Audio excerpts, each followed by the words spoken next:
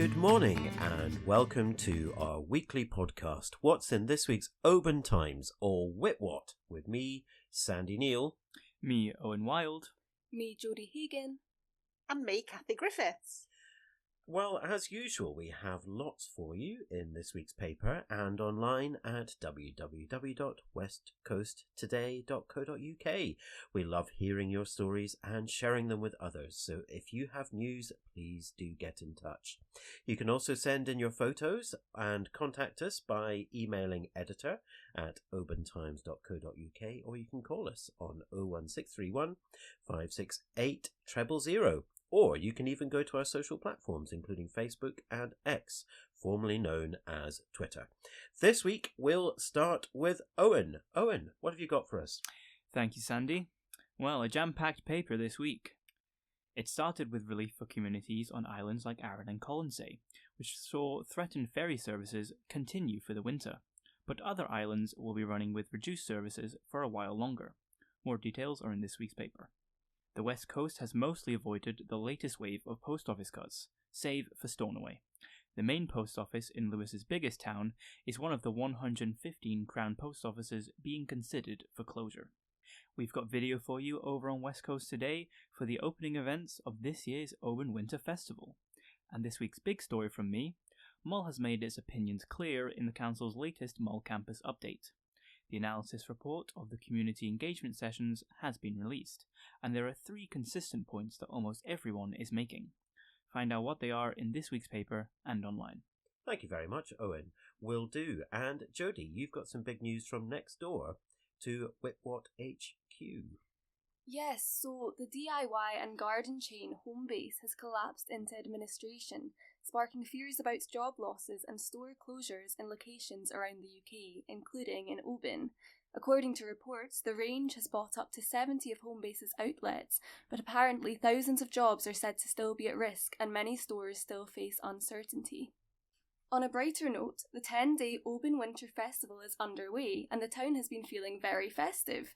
The celebrations began with the opening parade on Friday and the rain did not deter the crowds.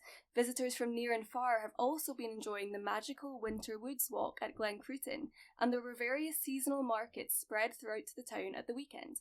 In this week's paper we have lots of photos of all of the festival fun, so make sure to pick up your copy. In other news, Oban businesses are calling for a drive in winter tourism efforts to help them weather the quiet season, and a new golf simulator has opened its doors on Stevenson Street. So, do you have the skills to hit a hole-in-one? No. Definitely not. Short answer. But I'm sure many people out there will do. Thank you very much, Jodie. And Kathy, the floor is yours. What have you been looking into? Well, thank you very much, Sandy. So we've got news from a tiny Lochside community that has big worries about a huge development that might be happening on their doorstep. Well, just across the loch, actually. So read the OT or go online to www.westcoasttoday.co.uk to find out more about that. And also, Slate Island Ling is carving out plans for an inspiring Book Week celebration in the company of stonemason and author Beatrice Searle, who walked hundreds of miles through Norway heaving, wait for it, a slab of stone, about 40 kilograms to be precise, on a trolley called Marianne. Well, that should have you hooked. So you can hear Beatrice, who was only 26 when she set off on this extraordinary pilgrimage, talk about her new book, Stone Will Answer, at the Atlantic Islands Centre in Cullerpool on Ling at 1:30pm this Saturday. She's going to be signing her books, and guess what's for refreshments? Think rock. Any answers out there? Rocky Road? Oh, No. good one. Oh, good one, but no. Possibly rock cakes? Yes, Sandy. Yes.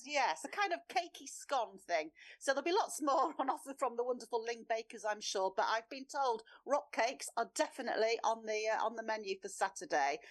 So go along. Also, I do believe there is some money that will pay for some ferry tickets for people. That was some funding that the organisers got. So go online, www.westcoasttoday.co.uk, to find out how you can apply for free ferry tickets to get over, or read about that in the paper. So there we go. And also in the news, pioneering upcycling and repair shop Restore in Oban's George Street has won a £10,000 community cash boost from energy giant Scottish Power. Hurrah for them. And more hurrahs coming. And Parliament has been singing the praises of Oban's world first Gaelic Makaton Choir. Signing choir Anguth, which translates as one voice, got mentioned in a congratulatory motion put forward by Argyll MP Brendan O'Hara at Westminster. The choir uses signs and symbols from this system that's called Makaton, and that helps people with learning or communication difficulties. But they really impressed the MP after making their debut performance on the opening night of this year's Royal National Mod at the Corran Halls. If you want to see them for yourself, they've got quite a few Christmas appearances coming up. Don't miss out on that. Find out when those appearances will be by going online again at our website or looking in the paper. Whew, there we go. Thank you very much, Kathy. Well, finally from me, an investigation has finished into the sinking of the tug Bito with the loss of 2 lives last year. The Scottish Government promises new measures to get more homes built as yet another council follows Argyll and Bute in declaring a housing emergency. And a humpback whale entangled by creel lines in Loch Fyne was cut free in an extremely dangerous rescue by UK divers who rushed up to help from as far as 600 miles away. The charity British Divers Marine Life Rescue is ready to respond at any moment, whenever and wherever they receive a report of an imperiled cetacean. That's it from us this week.